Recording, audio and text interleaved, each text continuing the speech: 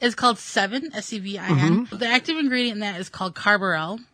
It's a common pesticide. It's a powder. That's pretty much what it is. And you sprinkle it on your plants.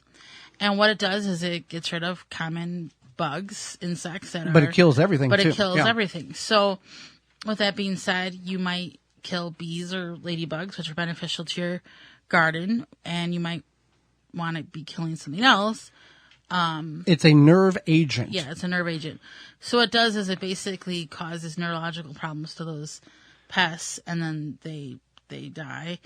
The thing is that you need to wait. There's a wait time from application to consuming vegetables. And that's on all chemicals, mostly. Right. That there's a duration which apply today, and then you have to wait. But some of them are you can harvest the same day you apply. So you have to read. This is a fine print that's very important to all of us gardeners to know.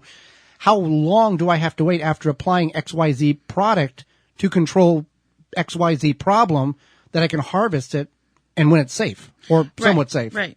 So the wait time from application to consuming the vegetables is 3 to 14 days. So if it's a soft skin vegetable like a tomato, you would have to wait a little bit longer. If it's a tougher skin vegetable like a squash, then you can a little quicker. So that's something you kind of have to gauge. So it's a neurological powder.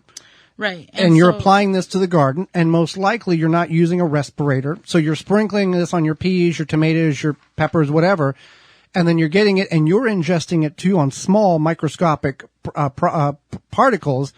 So keep that in mind. What you're putting on the plants to kill bugs, you're probably ingesting a certain amount too. Right, for sure.